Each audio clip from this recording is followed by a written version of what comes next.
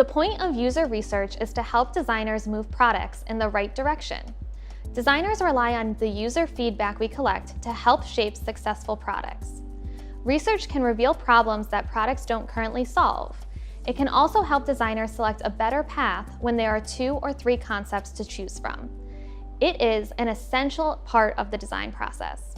But user feedback can often be biased, which skews results and leads to mistakes.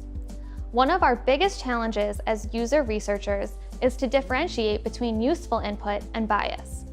There are more than 160 scientifically proven cognitive biases that can distort findings. You may have heard of groupthink or bandwagon effect.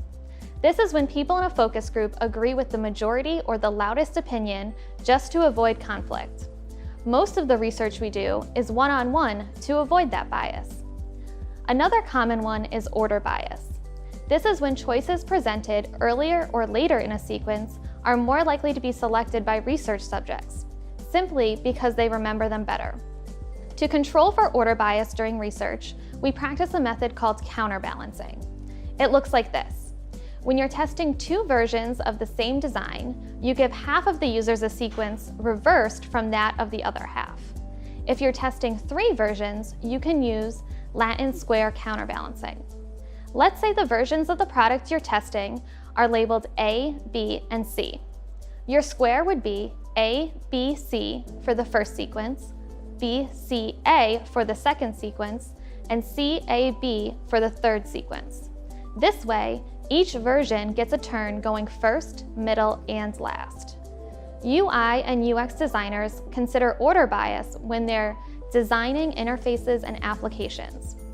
Open some of the apps on your phone and notice which icons are positioned all the way to the left and all the way to the right. These typically represent the most important actions because designers know this is where users focus their attention. As with all cognitive biases, order bias can distort user research if you're not careful. But it can also be used as a design tool to help people complete key tasks. Either way, anticipating it helps us make products more usable.